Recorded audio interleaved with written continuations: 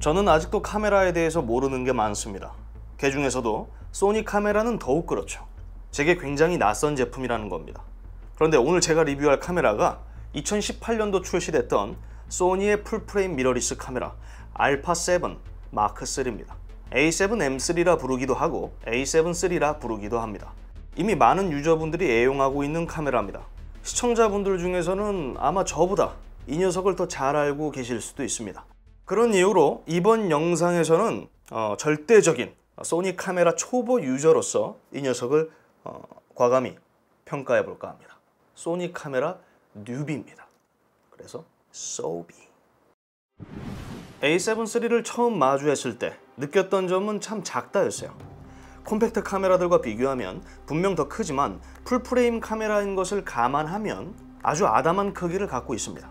제가 쓰고 있는 카메라들과 비교하면 한없이 작고 가볍죠. 특히 렌즈 마운트부에 붙어있는 주황색 링은 확실히 타사 카메라에게서는 보기 힘든 디자인 요소입니다. 소니 풀프레임 카메라에만 이게 붙어있는데 이런 디자인적 감성은 다른 제조사들이 좀 보고 배워야 할 점이라고 생각돼요. 멋집니다. 바디 경량화에 따른 장단은 확실합니다.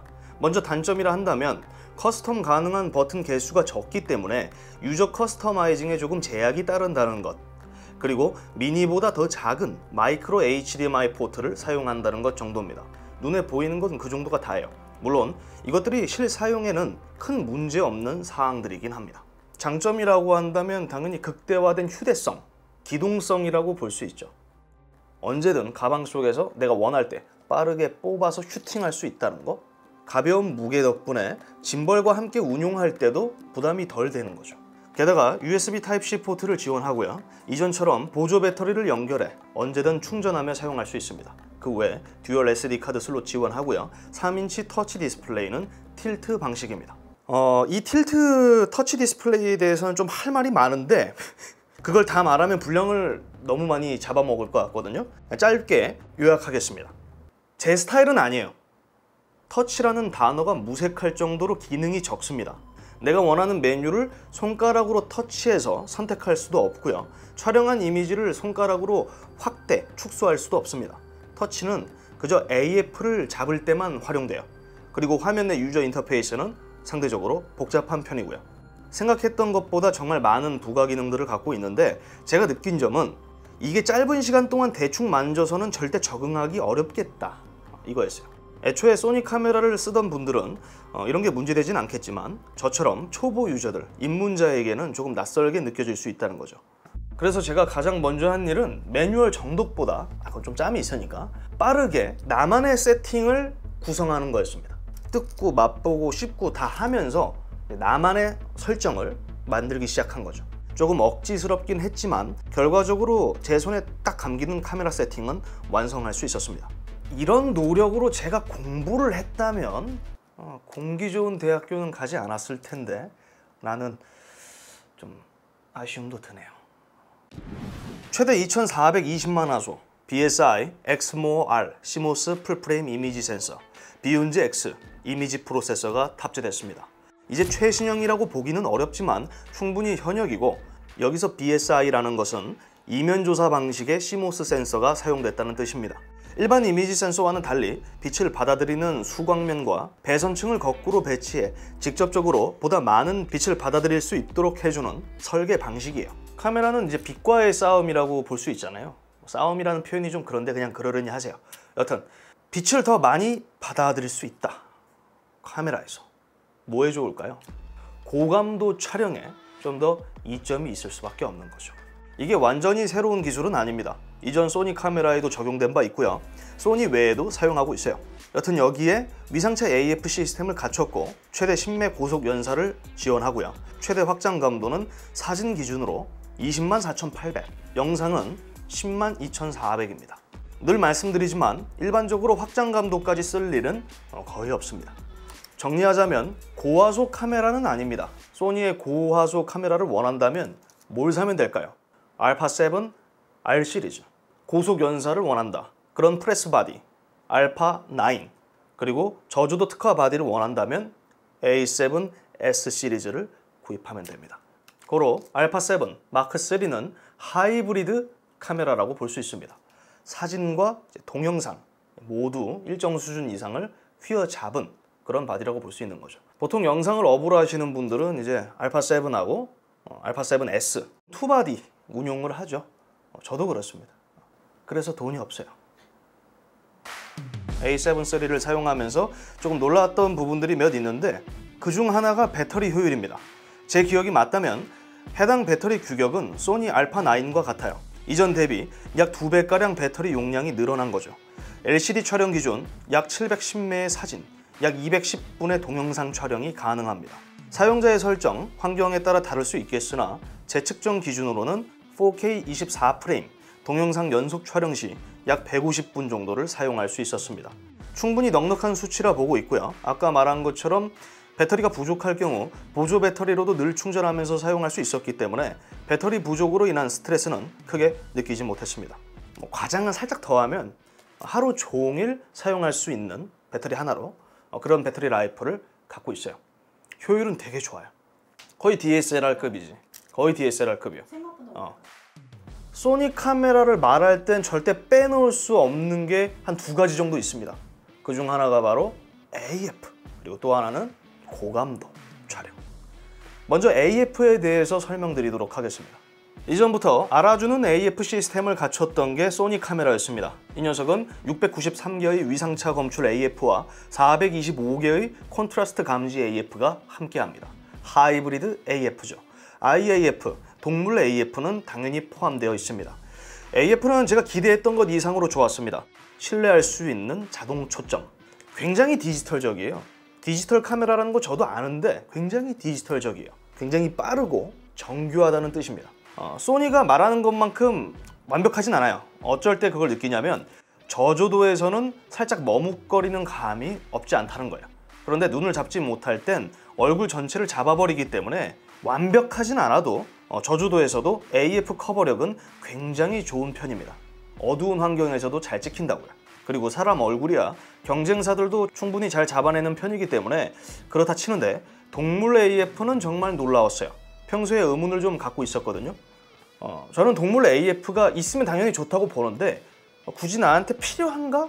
필요할까? 이런 의문을 좀 많이 갖고 있었어요. 막상 써보니까 동물 AF가 확실히 좀 다르긴 다르더라고요. 보통 카메라들로 동물을 찍으면 보통 눈이 아니라 주둥이를 잡아냅니다. 가장 부각되는 부분이니까요.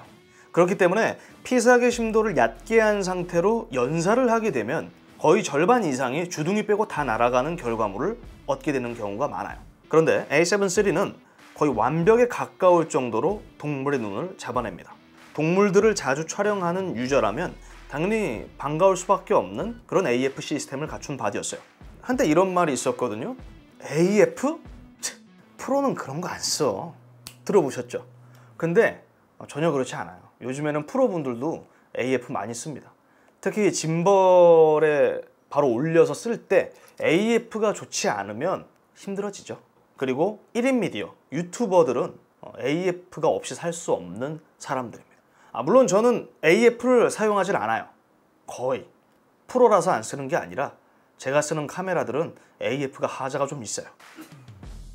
작은 크기의 바디지만 있을 건 다 있어요. AF는 당연히 있는 거고 우측 손떨림 방지 기능도 들어가 있습니다.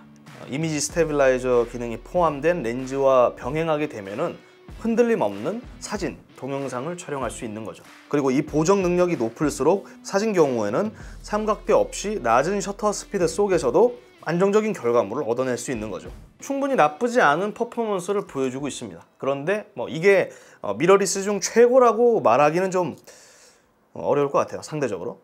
근데 좋아요. 손떨방 좀 흔들려도 돼. AF가 이 정도면 부럽다. 제가 경쟁사 카메라들에 비해서 이 녀석은 조금 불친절한 인터페이스를 지녔다고 말씀드렸습니다. 그런데 그런 불편함을 모두 감수하고 바디에 적응되는 순간 그때부터 생각이 조금 많이 달라지기 시작했어요. 기대 이상으로 좋은 결과물을 내줬기 때문입니다. 출시 시기와 바디 가격을 고려하면 아주 기가 막힐 정도로 좋은 품질입니다. 로우 포맷 기준으로만 봤을 때 사진 품질은 굉장히 만족스러웠어요. 생각했던 것보다 훨씬 부드럽고 차분한 느낌이었습니다. 다이나믹 레인지도 충분히 넓고요. 개조 표현도 좋습니다. 흔히 보정 관용도가 높다고 표현하는데 이는 내 멋대로, 내 마음대로 갖고 놀기 좋은 이미지를 만들 수 있다는 것을 뜻하기도 합니다. 같은 사진 하나로 정말 여러 느낌을 낼 수 있는 거죠. 결론적으로 선명하고 차분하고 조용한 느낌의 사진을 남길 수 있었습니다. 개인적으로 사람도 사람이지만 풍경을 담아낼 때 좀 이득을 많이 보는 느낌이었어요. 좀 잘 찍히더라고요.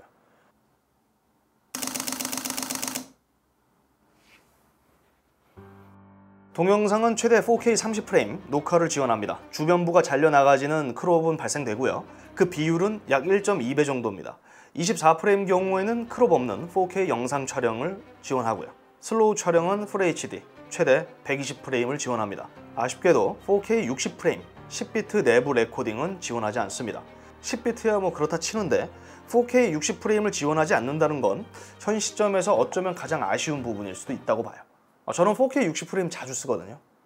근데 대신 보다 넓은 다이나믹 레인지를 보장하는 S-Log2, 3와 HLG 픽처 프로파일을 모두 지원합니다. 경쟁사 경우에는 이런 픽처 프로파일을 돈을 받고 팔기도 해요. 그런 점에서 충분히 혜자스럽게 느껴지기도 했습니다. 제 경우에는 꽤 이전부터 4K 영상을 고집해 왔고 다양한 카메라들을 활용해 영상들을 제작해 왔습니다.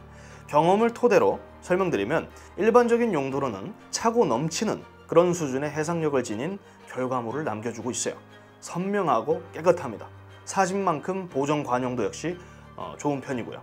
그리고 재미있는 기능이 하나 있는데 그게 바로 풀픽셀 리드 아웃입니다. 이는 6K 오버샘플링을 통해 얻어낸 결과물을 리사이징해서 4K 영상으로 기록하는 방식입니다. 몇 개의 픽셀을 하나로 압축시켜서 기록하는 픽셀 비닝과는 달리 압축 없이 센서 전체를 활용해 이미지를 기록하는 방식이에요. 선예도는 당연히 좋을 수밖에 없는 거죠. 요약해서 더 정확히 설명드리면 6K 오버샘플링은 4K 24프레임 포맷에서만 응용되며 4K 30프레임은 5K 오버샘플링으로 작동됩니다. APS-C 크롭 모드인 슈퍼 35mm 모드는 그저 4K 오버샘플링이고요. 결론적으로 알파7 마크3가 내주는 가장 좋은 동영상 품질은 크롭 없는 풀프레임 4K 24프레임 포맷이었습니다. 제가 대부분의 샘플 영상들을 4K 24프레임으로 녹화한 이유가 여기 있는 거죠. 모터로 화각을 손해를 봐. 넓게 봐야죠 사람이. 4K 영상은 29분이라는 녹화 제한 시간이 있었지만 생각했던 것보다 실사용에 큰 불편함은 느끼지 못했고요. 영상을 보면 아시겠지만 굉장히 무더운 날씨에 촬영을 강행했거든요. 그런 만큼 오버히팅을 좀 걱정했는데 우려와는 달리 어떠한 문제도 경험하지 못했습니다. 물론 이건 사용자 패턴에 따라 결과는 다를 수 있겠죠. 저는 문제 없었어요. 정리하자면 동영상에 있어서 나는 크롭 없는 4K 30프레임 이상의 동영상이 필요하다. 그렇다면 이보다 더 비싸고 커다란 바디를 쓰는 게 이득이실 수도 있습니다. 유튜브용이라면 이걸로도 충분해요. 카메라에 돈 쓰기 시작하면 밑도 끝도 없습니다. 저는 이미 글렀어요. 먼저들 가세요. 마지막으로 제가 느꼈던 알파7 마크3의 최대 장점이 하나 있는데 그게 바로 고감도 촬영입니다. 사진 영상 할 것 없이 비슷한 가격대의 바디들과 비교하면 고감도 노이즈 억제력은 상당히 뛰어난 편이에요. 사진은 ISO 6400에서 1000 정도까지 큰 이질감 없는 품질을 보여주고 있고요. 영상도 마찬가지입니다. 물론 그 한계치가 영상이 더 높죠. 저조도 특화 바디가 아님에도 불구하고 영상에서 이 정도의 고감도 촬영이 가능하다는 것은 역시 정말 놀라운 일이었습니다. 반평생 경쟁사들의 플래그십 카메라들을 써왔던 제 입장에서는 진짜 놀랄 수밖에 없는 거예요. 신기한 거죠. 나는 지금까지 뭘 했나? 알파7 마크3는 현재 최저가 기준으로 약 190만원대에 구입할 수 있는 풀프레임 바디입니다. 맘만 먹으면 200만원 아래로 구입할 수 있는 제품인 거죠. 이 정도의 성능을 지닌 풀프레임 미러리스 카메라는 사실 시장에 여럿 있습니다. 당연히 이보다 더 좋은 성능을 지닌 바디도 있어요. 그런데 이 가격대에서 이 정도 퍼포먼스를 지닌 카메라는 찾기 힘듭니다. 200만원이라는 금액이 결코 저렴한 건 아닌데 상대적으로 매우 출중한 성능을 갖고 있는 바디라서 가성비가 좋다는 표현을 쓸 수밖에 없게 되는 거예요. 아마추어부터 세미 프로까지 모두 만족시킬 수 있는 제품이라고 판단됐고요.